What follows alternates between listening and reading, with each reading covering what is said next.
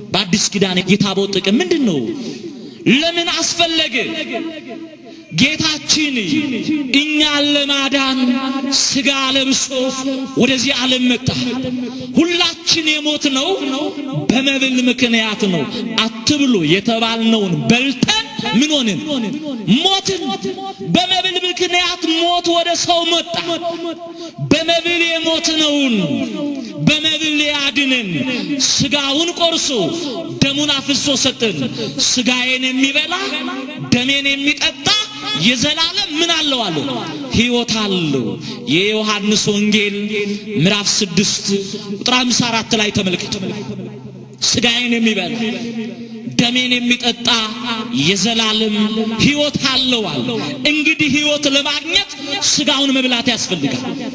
ደሙን መጠጣት ያስፈልጋል። ይሄ የምንበላው ስጋ ይሄ የምንጠጣው ደም የሚከብርበት ዙፋን ያስፈልገዋል። ንጉስ በዙፋኑ ተቀምጦ ይገለጣል። ስለዚህ ለንጉሳችን ለኢየሱስ ክርስቶስ የስጋውና የደሙ መከበሪያ ወይንም መቀመጫ ዙፋን ምንድነው? የቃል ኪዳኑ ታቦት ነው። በአዲስ ኪዳን ታቦት የሚያገለግለን ለስጋ ወደሙ ዙፋን ነው፣ ሌላ አይደለም። ይሄ ምስጢር ያልገባቸው ሰዎች ይነቅፋሉ። ምን ይላሉ? ታቦቱን ጣዖት ነው ይላሉ። እግዚአብሔር ልቦና ይስጣቸው። ተመልከቱ፣ ታቦትን ጣዖት ነው ካልን ታቦትን መጀመሪያ ለሰው ልጅ የሰጠ ማን ነው? እግዚአብሔር ነው። ታቦትን ጣዖት ነው ካልን በመጀመሪያ ጣዖትን ቀርጾ ለሰው ልጅ የሰጠ ማን ነው እያልን ነው? እግዚአብሔር ነው እያልን ነው። እግዚአብሔር ደግሞ ጣዖትን ለሰው አይሰጥም። ታቦትና ጣዖት ለየራስ ነው። ጣዖት የዲያብሎስ ሥራ ነው። ታቦት ደግሞ የማን ሥራ ነው? የእግዚአብሔር ሥራ ነው። በብርሃናዊ እጆቹ ጽፎ ለሙሴ ሰጠው። እንዲህ ነው የሚለው ኦሪት ዘጸአት ምዕራፍ 31 ቁጥር 18 ላይ ተመልከቱ። እግዚአብሔርም ከሙሴ ጋራ የተናገረውን በፈጸመ ጊዜ አለ። ከማን ጋራ? ከሙሴ ጋራ 570 ጊዜ በሲና ተራራ ላይ እግዚአብሔር ተነጋገረ ከሙሴ ጋራ። የተናገረውን በፈጸመ ጊዜ በእግዚአብሔር ጣቶች የተጻፈባቸውን ከድንጋይ የሆኑትን ሁለቱን የምስክር ጽላቶች ሰጠዋል። በእግዚአብሔር ጣት የተጻፈባቸው በማን ጣት ነው የተጻፈው? በእግዚአብሔር ጣት። ሁለቱን የምስክር ጽላቶች እግዚአብሔር ለሙሴ ሰጠው። ጽላቶቹም የእግዚአብሔር የእጅ ሥራዎች ነበሩ ይላል። እንዲህ ነው የሚለው ኦሪት ዘጸአት ምዕራፍ 32 ቁጥር 16 ላይ ተመልከቱ። እግዚአብሔርም ጽላቶቹን ለሙሴ ሰጠው። ጽላቶቹም የእግዚአብሔር ሥራዎች ነበሩ ይላል። የማን ሥራዎች ናቸው? የእግዚአብሔር ሥራዎች። እንግዲህ የእግዚአብሔርን ሥራ ታቦቱን መንቀፍ ማንን መንቀፍ ነው? እግዚአብሔርን። ታቦት ጣዖት አይደለም። የአዲስ ኪዳኑ ሐዋርያ ቅዱስ ጳውሎስ ታቦትንና ጣዖትን ለይቶ ሲናገር እንዲህ አለ። ለምን ሰዎቹ ይህንን የመጽሐፍ ቅዱስ አላነበቡትም? ይህንን ክፍል ለምን አስተውለው አላዩትም? እንዲህ ይላል ሁለተኛ ቆሮንቶስ ምዕራፍ 6 ቁጥር 16 ላይ ተመልከቱ።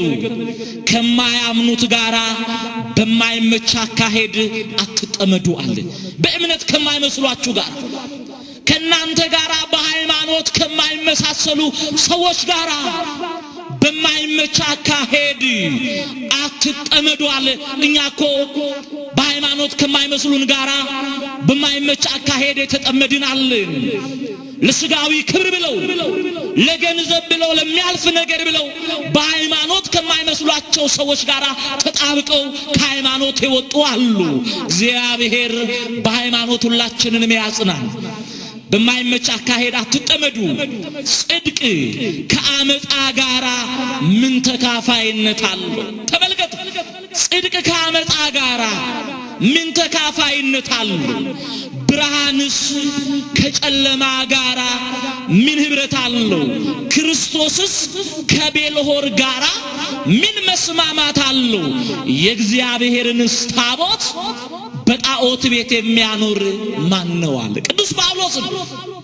በመንፈስ ቅዱስ ተመርቶ ነው የጻፈው። የእግዚአብሔርን ታቦት በጣዖት ቤት የሚያኖረው ማን ነው አለ። ወገኖቼ ታቦት የሚኖረው በእግዚአብሔር መቅደስ ነው። ጣዖት ደግሞ የሚኖረው በጣዖት ቤት ነው። ስለዚህ ብርሃን ከጨለማ ጋር፣ ጽድቅ ከአመፃ ጋር፣ ክርስቶስ ከቤልሆር ጋር መስማማት እንደሌለው ታቦትም ከጣዖት ጋር ህብረት የለውም። አለው ወይ? የለውም። ጣዖት ነው ብለው ብዙዎች ነቅፈዋል። አይደለም። ለምን መሰላችሁ? የእግዚአብሔርን ኃይል ስላላወቁ፣ የመጽሐፍን ምስጢር ጠንቅቀው ስላልተረዱ ነው። እንዲህ ነው የሚለው የማቴዎስ ወንጌል ምዕራፍ 22 ቁጥር 29 ላይ ተመልከቱ። መጻሕፍትንና የእግዚአብሔርን ኃይል አታውቁምና ትስታላችሁ አለ። ብዙዎች ስተዋል። መጻሕፍትን ስላላወቁ፣ የእግዚአብሔርን ኃይል ስላልተረዱ ስተዋል። እንዳንስት እግዚአብሔር ይርዳ። ክፎች በምድር ላይ በዝተዋል። አሰናካዮች በዝተዋል። አሁንም ቅዱስ ጳውሎስ ለደቀ መዝሙሩ ለጢሞቴዎስ ሲጽፍለት እንዲህ አለው። ሁለተኛ ጢሞቴዎስ ምዕራፍ 3 ቁጥር 17 ላይ ተመልከቱ። ክፎችና አታላዮች እየሳቱና እያሳቱ በክፋት እየባሱ ይሄዳሉ። እነሱ ስተው ሌላውን እያሳቱ ከሃይማኖት ወጥተው ሌላውን ከሃይማኖት እያወጡ በክፋት እየባሱ ይሄዳሉ። አንተ ግን በተባርክበት እምነት ጸንተህ ኑር አለ። እግዚአብሔር በሃይማኖታችን ያጽናን። ተመልከቱ እንግዲህ ብዙዎች የመጽሐፍ ቅዱስን ቃል ያጣምማሉ። ታቦት ጣዖት አይደለም ብለን መጽሐፍትን ጠቅሰን ስንነግራቸው ደግሞ እንዲህ የሚሉ ሰዎች አሉ። እግዚአብሔር ለሙሴ የሰጠው ታቦት ሙሴ ከተራራ በወረደ ጊዜ ተሰብሯል የሚሉን ሰዎች አሉ። አዎ እነዚህ ሰዎች አንድ የመጽሐፍ ቅዱስ ክፍል ብቻ ነው ያነበቡት። ሌላውን ዘልቀው አላዩም። እኛ አንገት የሚያስደፋ ሃይማኖት የለንም። እኛ አንገት የሚያስደፋ ትምህርት የለንም። አዎ እንዲህ ነው የሚለው ኦሪት ዘጸአት ምዕራፍ 32 ከቁጥር 1 ጀምሮ ተመልከቱ። ምን ይላል? ሙሴም ከሲና ተራራ የቃል ኪዳኑን ታቦት ተቀብሎ ሲወርድ እስራኤላውያን ጣዖት ያመልኩ ነበር።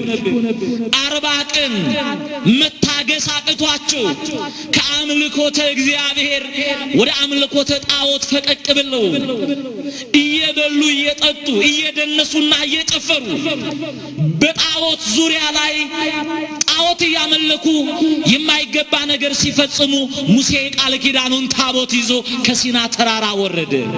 ሲያይ ሕዝቡ ጣዖት እያመለከ ነው። ለእግዚአብሔር አምልኮት ቀንቶ የእስራኤል ግብር አሳዝኖት የቃል ኪዳኑን ታቦት በጣዖቱ ላይ ወረወረ። ጣዖቱ ደቀቀ፣ ታቦቱም ተሰበረ ይላል። ይሄ ለአዲስ ኪዳኑ ትምህርት ጥላ ነው ወገኖቼ። የብሉይ ታሪክ ሙሴ ታቦቱን ከሲና ተራራ ላይ ይዞ መውረዱ ኢየሱስ ክርስቶስ እኛን ለማዳን ከሰማይ ሰማያት ለመውረዱ ምሳሌ ነው። እንደገና ደግሞ ታቦቱ በጣዖቱ ላይ ወድቆ ጣዖቱን አድቆ ታቦቱ ተሰብሯል። ይሄ ማለት ኢየሱስ ክርስቶስ እኛን ለማዳን ሞተ። አልሞተም እንዴ? የሞተው ዲያብሎስን በሞቱ ድል ለማድረግ ነው። አስተውሉ። ዲያብሎስን በሞቱ ድል አድርጎ በመስቀሉ ቀጥቅጦ ዲያብሎስን ከገደለው በኋላ እሱ ሞተ። ሞትን በሶስተኛው ቀን ድል አድርጎ ተነሳ። ታቦቱም እንደተሰበረ አልቀረም።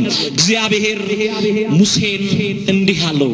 ኦሪት ዘጸአት ምዕራፍ 31 ላይ ተመልከቱ።